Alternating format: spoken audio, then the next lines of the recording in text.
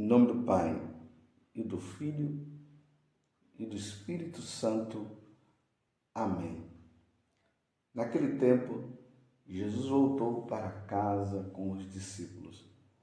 E de novo se reuniu tanta gente que eles nem sequer podiam comer.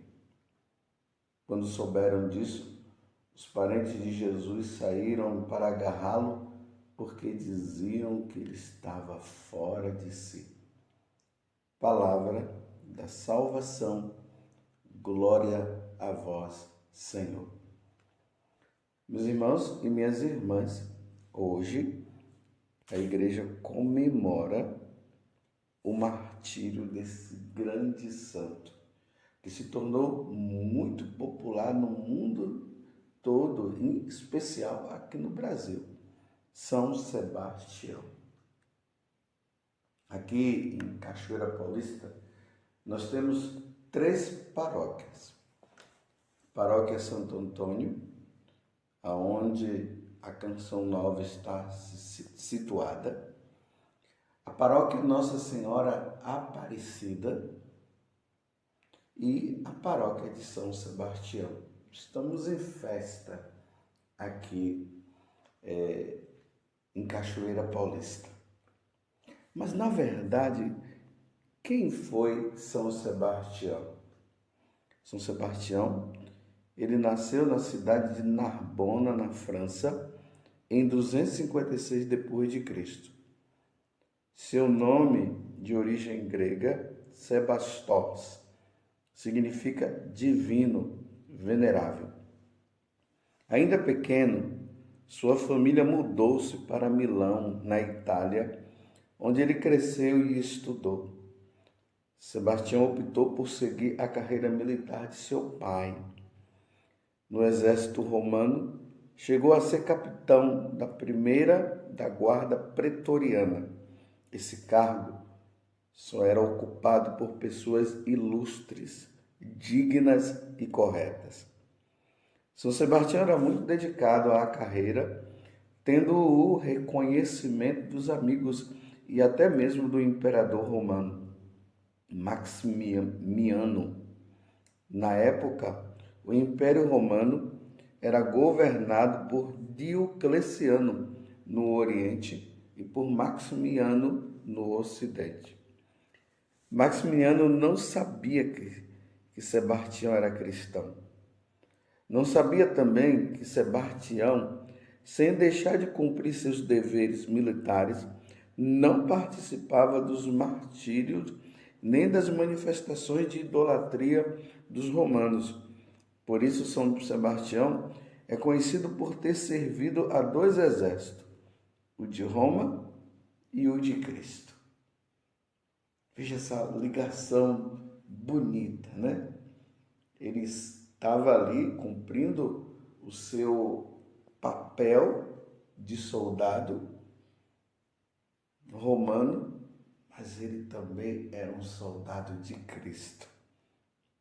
Sempre que conseguia uma oportunidade, visitava os cristãos presos, levava uma ajuda aos que estavam doentes e aos que precisavam. De acordo com Atos apócrifos atribuídos ao Santo Ambrósio de Milão, Sebastião teria se alistado no exército romano já com a única intenção de afirmar e dar força ao coração dos cristãos, enfraquecidos diante das torturas. Ao tomar conhecimento de cristãos infiltrados no exército romano, Maximiano realizou uma caça a esses cristãos, expulsando-os do exército. Só os filhos de soldados ficaram embriagados a servirem o exército. Ou melhor, só os filhos dos soldados ficaram obrigados a servirem o exército. E este era o caso do capitão Sebastião. Para os outros jovens, a escolha era livre. Denunciado por um soldado, o imperador se sentiu traído e mandou que Sebastião renunciasse à sua fé em Jesus Cristo. Sebastião se negou a fazer esta renúncia. Por isso, Maximiano mandou que ele fosse morto para servir de exemplo e desestímulo a outros. Maximino, porém, ordenou que Sebastião tivesse uma morte cruenta diante de todos. Assim, os arqueiros só receberam ordens para matarem-no a flechadas. Eles tiraram suas roupas, o amarraram num poste no estádio de Palatino e lançaram suas flechas sobre ele. Ferido, deixaram que ele sangrasse até morrer.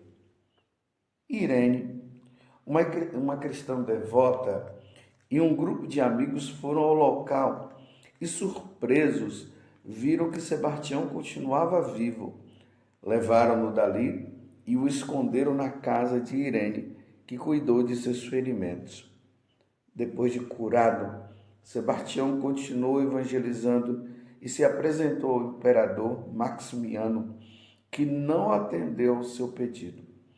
Sebastião insistia para que ele parasse de perseguir e matar os cristãos.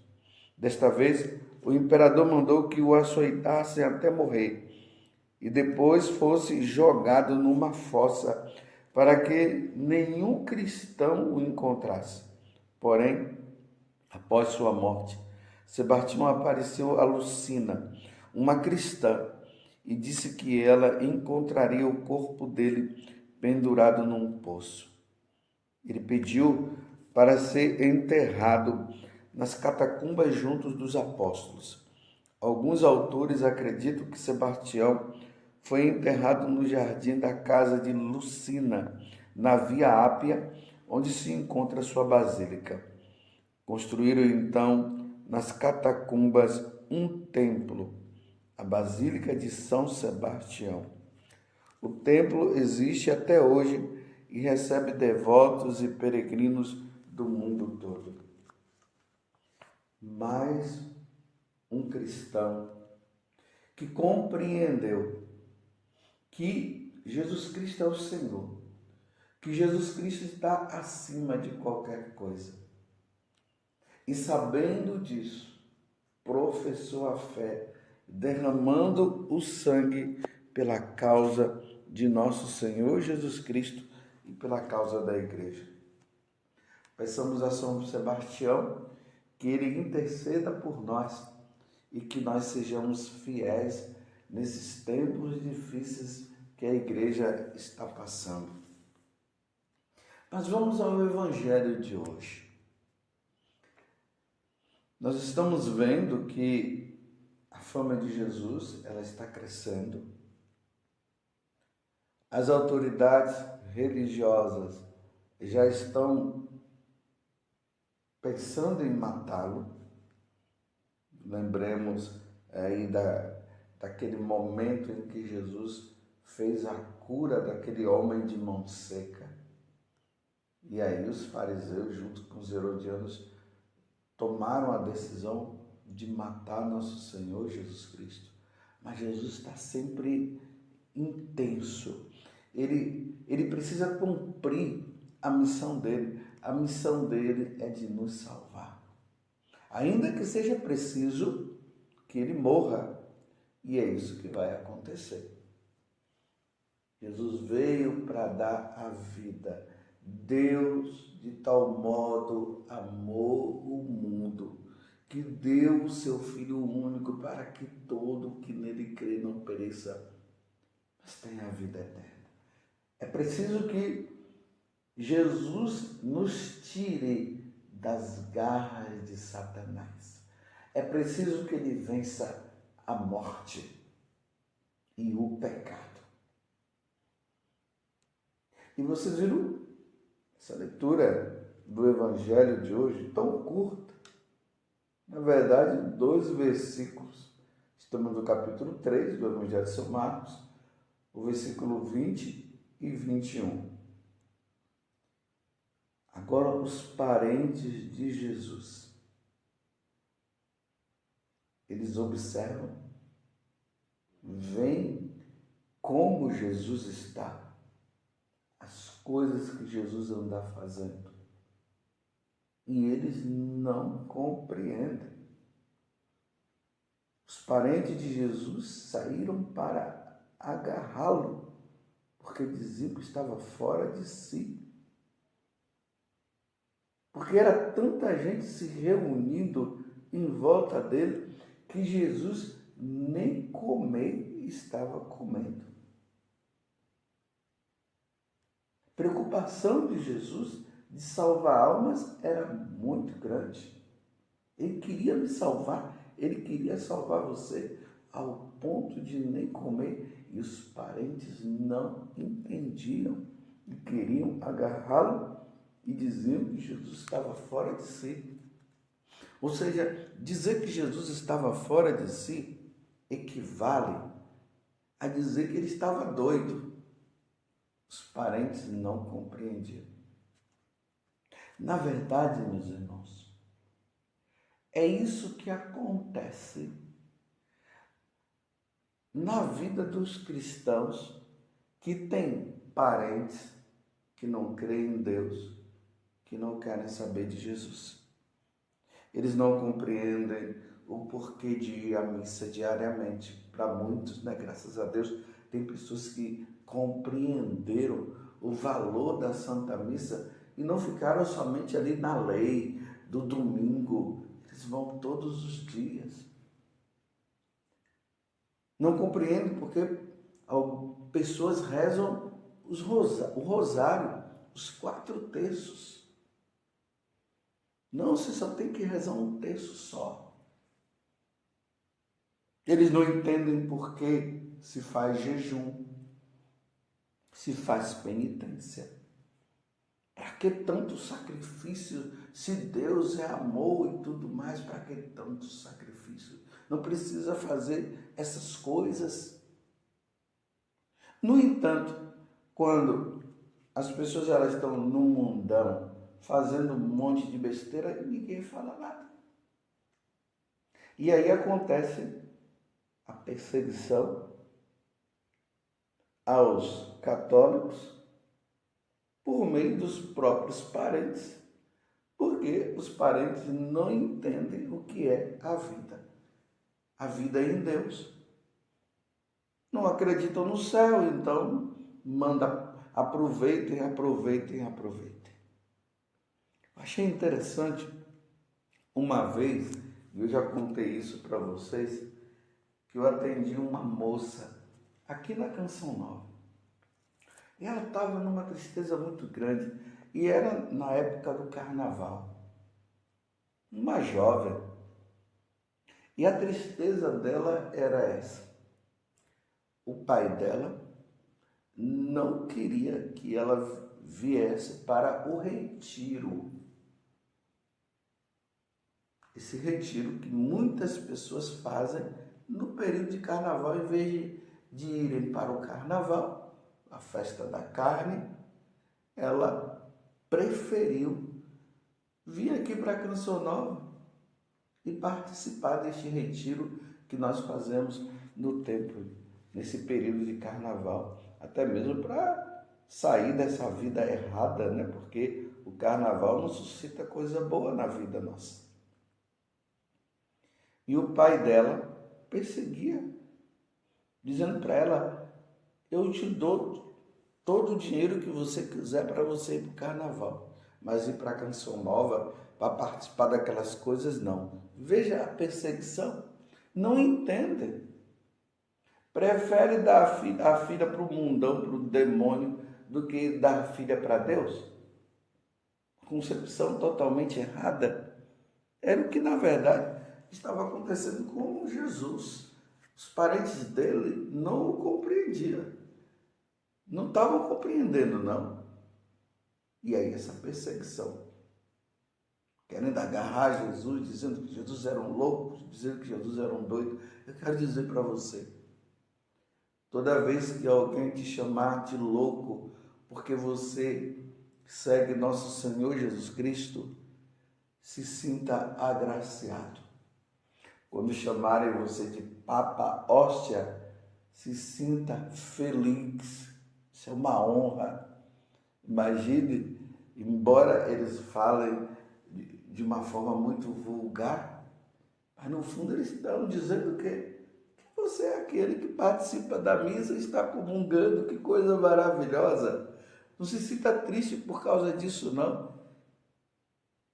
A tristeza, ela deve gerar por parte de você e saber que o seu parente que deveria estar no mesmo caminho, eles não querem estar no mesmo caminho. Prefere viver no mundo, numa vida errada. Se te chamarem de radical, que coisa maravilhosa. Que coisa maravilhosa. Agora, quando eles estão no radicalismo do mundo, nas bebedeiras da vida, na sexualidade depravada e tantas outras coisas, e isso é um radicalismo também, mas pelo lado errado, aí ninguém fala nada. Agora, porque você levanta cedo para rezar, é radical, não precisa isso. Porque você faz uma vigília, uma vez por mês você faz a vigília, aí é um louco, é um doido. Rezar as 1000 Ave Maria, pior ainda. Como pode você ficar rezando tantas Ave Marias? Uma bem rezada é o suficiente para dizer assim, não precisa rezar mais. Na verdade, os seguidores de nosso Senhor Jesus Cristo sempre causará na sociedade pagã um incômodo. Na verdade, a nossa vida, a nossa maneira de ser, a nossa maneira de se vestir, a nossa maneira de falar, os gestos nossos precisam causar incômodo neste mundo depravado, onde as pessoas não querem saber de Deus. Mas esse incômodo não é incômodo simplesmente para entrar numa questão de disputa, não. É um incômodo para causar no outro uma forma deles pensarem e se perguntarem: será que eu estou levando uma vida correta? Está entendendo como é que deve ser a sua vida?